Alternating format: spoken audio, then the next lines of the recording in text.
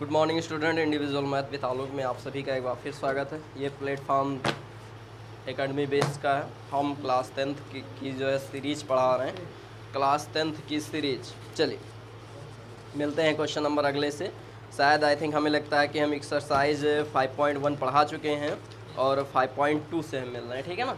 चलिए 5.2 question number 1 देखिए, बहुत इजी है। अगर आप क्वेश्चन समझ रहे हैं तो इससे इजी कुछ नहीं है। एक चार्ट बना हुआ है तो हम चार्ट बना दें क्या? चलिए बना दे रहे हैं। ये आपका एक चार्ट है, इसमें आपके कुछ अंक लिखे हुए हैं। ये समथिंग देख लेते हैं क्या क्या है। ज़्यादा तो हम नहीं लिखेंगे, बस इतने में ही लिख देंगे। ये आपका दिया हुआ है ए डी एन और A N, A D N और ए एन। इन्हीं टर्म में से कुछ दिया है, कुछ मिसिंग है और कुछ दिया गिवन में है। अगर मिसिंग है तो निकालना है, अगर गिवन में है तो कोई बात नहीं, ठीक है ना।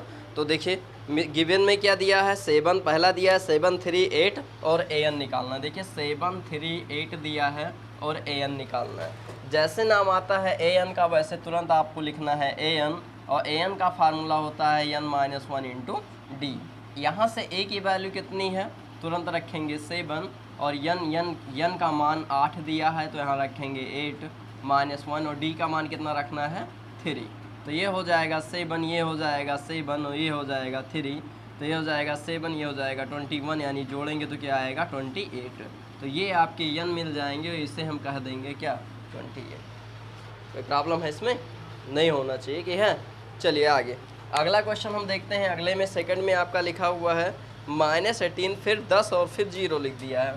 ध्यान देना है, -18 10 और फिर 0 लिख दिया है, इसे मिस किया है और यहाँ 0 लिख दिया है।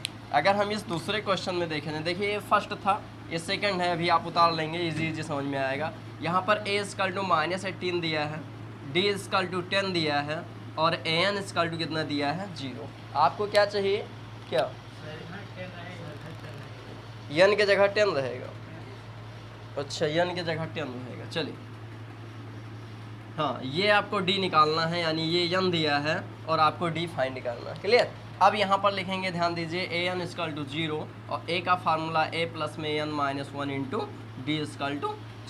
क्लियर है ना। चलिए a का मान यहाँ रखते हैं कितना, -18 और 10, n का मान 10 - 1 और इंटू d का मान आपको चाहिए, और ये आपका 0 हो जाएगा। क्लियर है ना। अब फिर से अगर हम इन्हें सॉल्व करें तो कहाँ, यहाँ लिखने दिख रहा होगा सभी को। माइनस में 18 थोड़ी सी प्रॉब्लम ज़रूर है, प्लस में 9 इंटू d = 0, ये इधर जाएगा तो 9d = हो जाएगा 18 और d = हो जाएगा 18/9 और d का मान कितना आएगा 2। तो यहाँ पर क्या भर देना है 2।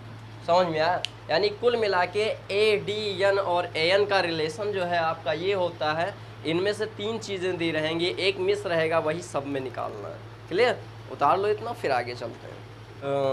एक ये क्वेश्चन दिया है -18.9, 18.9 दिया है और फिर उसके बाद लिखा है 2.5, है ना, और इसे मिस किया और फिर क्या दिया है -3.6 प्लस में दिया, ये दिया। यहाँ से देखिए है कुछ भी नहीं, देखिए यहाँ से क्या मिला, a मिला। देखिए ध्यान दीजिए, बहुत इजी, एकदम बेस बता रहे हैं, ये a हो गया। यहाँ से d मिला, d = 2.5 हो गया। ये n का मान आपको चाहिए, n मिस कर दिया, और an का मान आपको फिर दे दिया। इतना तो लिख ही सकते हो ना।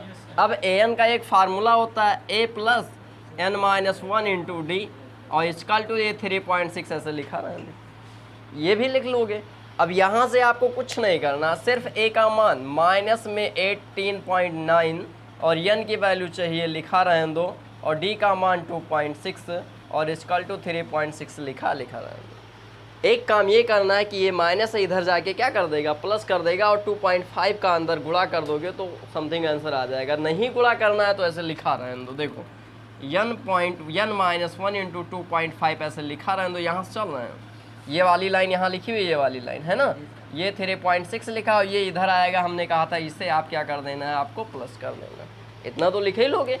अब उसके बाद देखो, इसे अब भी कुछ ना करो, इसे अब भी ऐसे लिखा रहने दो, ये अब भी ऐसे लिखा रहने दो। इसमें जोड़ दो, 9 6 15 और 8 3 11 1 12 और 1 1 2, 225 आएगा। हुआ कि नहीं? एक अंक बाद दशमलव लग गया। अब ये यहाँ पर गुणे में है तो इधर जाएगा तो क्या हो जाएगा, बटे में। और नहीं अगर बटे में कर पा रहे हो तो दोनों तरफ 2.5 से भाग दे दो। अब तो हुआ, ये पूरा कट जाएगा, कट गया ना। यहाँ पर ये देखोगे तो ये दशमलव से ये दशमलव हट जाएगा, ठीक है। और 25 का पहाड़ा पढ़ोगे 25 नवैया 225 हो जाएगा। समझ में आया? यानी कुल मिला के क्या बचा, यहाँ पर फिर से आ जाओ, कुल मिला के बचा n - 1 इक्वल टू 9, तो n इक्वल टू हो जाएगा 9 और ये इधर आके प्लस में 1 और n का मान क्या हो जाएगा 10। समझ में आया कि नहीं? ये कैलकुलेशन अगर आप कर लेंगे तो शायद आपका आंसर इजी आ जाएगा, ठीक है। लिख लीजिए। चलिए, तो एक एपी सीरीज दी हुई है, एपी की 10, 7 और 4 ये दिया हुआ है, ठीक है ना। यहाँ से हमें क्या क्या मिलेगा, आप देखिए तुरंत यहाँ से क्या मिलेगा। एक तो ये a मिलेगा, मिल जाएगा। एक तो a2 मिलेगा, तो a2 मिल गया तो d मिल जाएगा। ये a1 भी हो सकता है ना। अब अगर a2 a1 और a2 दोनों मिल गया तो दोनों में से घटा दो तो d का मान कितना आएगा, -3। a मिल गया, d मिल गया, दो चीज़ें आ गई। अब उसके बाद ये कह क्या रहा है, ये कह रहा है a30 निकालिए। पहले लाइन में ये दिया 30 टर्म क्या होगा, देखिए लिखा हुआ है, कहता 30 टर्म ऑफ द एपी का 30 टर्म क्या होगा यदि ये श्रेणी दी हुई है तब। ये तो कह रहा है। अब a30 का मान कई बार पढ़े हो, a प्लस में कितना बताओ, बिल्कुल 29d। अरे दूसरा पद a प्लस d, तीसरा पद a प्लस 2d, चौथा पद a प्लस 3d, तो तीसरा पद a प्लस 29d। समझ जाओगे। अब यहाँ से हमें क्या करना है, a की वैल्यू यहाँ से कितना 10 और 29 और d की वैल्यू कितना -3, घटा दो, प्लस माइनस का -3 9 27 के साथ 3 19 6 6 और 2 8, 87 में से 10 गया कितना -77, जहाँ कहीं हो उसे टिक कर देना। समझ में आया, क्लियर। तो ये क्वेश्चंस आपके ऐसे ही लगेंगे। क्या दिया फिर से देख लो, एक श्रेणी दी रहेगी उसमें a और d ढूंढ लेना है, फिर चाहे वो 30 कहे, चाहे वो 50 कहे, चाहे वो 100 कहे, जो पद कहे वो निकाल के रख लेना। क्लियर, काम वही है, हो जाएगा। चलिए अगला सेकंड क्वेश्चन देखें। इसे उतारोगे, मिटाल दें, इसके बाद कुछ नहीं रहता, सीरीज देख लो बस। देखो -3 -1/2 और 2 दिया है, यही तो है ना। इसमें देखो क्या क्या नहीं है। अगर हम देखें तो इसमें a1 दिया, a1 का मान कितना, और यही a हो जाता है, इतना तो पता चल जाएगा, निकाल लोगे तुरंत। अब a2 लिख लो, a2 का मान कितना -1/2, a2 हो गया। अब d निकाल लो, d equal to a2 -a1, a2 का मान अभी लिखे हो और a1 का मान अभी लिखे हो। यही गलतियां करते हो आप लोग, खाली इनकी कैलकुलेशन में गलतियां होती हैं आप लोग। कल कापी चेक किए हैं, एक आध कापियाँ ऐसे भी थी जब जोड़ घटा आप नहीं पाए हो, यहाँ तक सही था, यहाँ से गलत कर दिया। यहाँ से क्या करना है, सिर्फ इजी है, कुछ नहीं है। 1/2 लिखना है, माइनस प्लस में 3 हो जाएगा। ये इनका इनसे तो 1, इनका इनसे तो 6 और इनका इनसे तो 2, यानी कुल मिला के 5 बटे कितना आया, 2 आया। ये d का मान आया 5/2, समझ जाओगे। अब हमसे क्या कह रहा है, कुछ भी नहीं है, कह रहा है a11 चाहिए। जैसे आपसे कहे a11 चाहिए वैसे तुरंत लिख दो a प्लस कितना 10d। a का मान फिर से -3 10 और d का मान यहाँ से 5/2, 5 हम 25, तो -3 प्लस 25 घटाओगे तो कितना आएगा 22। ये आपका आंसर हो जाएगा। कितना ईजी है बताइए, कठिन लग रहा है। a निकाल लिए, a2 निकाल लिए, d निकाल लिए, an निकाल लिए, हो गया, इतने ही हैं। a2 an हो जाएगा। क्लियर, कोई डाउट है इसमें? चलिए एक लास्ट क्वेश्चन और देख लो, उसके बाद एक्सरसाइज कंप्लीट हो जाएगी, उसके बाद जो बचेगा वो बता देंगे। यहाँ से क्वेश्चन नंबर 3 का फर्स्ट थोड़ा लॉजिकली है, अगर आप देखें तो बहुत इजी लगेगा, कठिन कुछ नहीं है। देखिए ये लिख चुके हो ना। चलिए तीसरे का फर्स्ट 3 डिब्बे बने हुए हैं। देखिए ये बहुत अच्छा क्वेश्चन, 3 नहीं 1 का डिब्बा बना होगा ना, एक ही बना है। हाँ पहले 2 लिखा है, फिर ये सेकंड वाला डिब्बा बना हुआ है, फिर ये 28 लिखा हुआ है, 26 लिखा हुआ है। अच्छा ऊपर क्वेश्चन में देखिए क्या लिखा है, ये कहता है इन द फॉलोइंग एपी, पहले ही कह दिया कि ये एपी में है, तो कहता है कि ये वाला टर्म निकालिए। अब आप खुद सोचिए, दिमाग लगाइए इसमें। ये जो है वो a1 है, है कि नहीं है। और ये जो है वो A2 है, ये वाला, ये मिस कर दिया है, इससे आपको चाहिए, तुम नहीं देख रहे हो। और ये जो है वो A3 दिया हुआ है, ये तो दिया हुआ है। अच्छा, अगर हम A1 को देखें तो A1 आपका A हो जाएगा, होगा कि नहीं।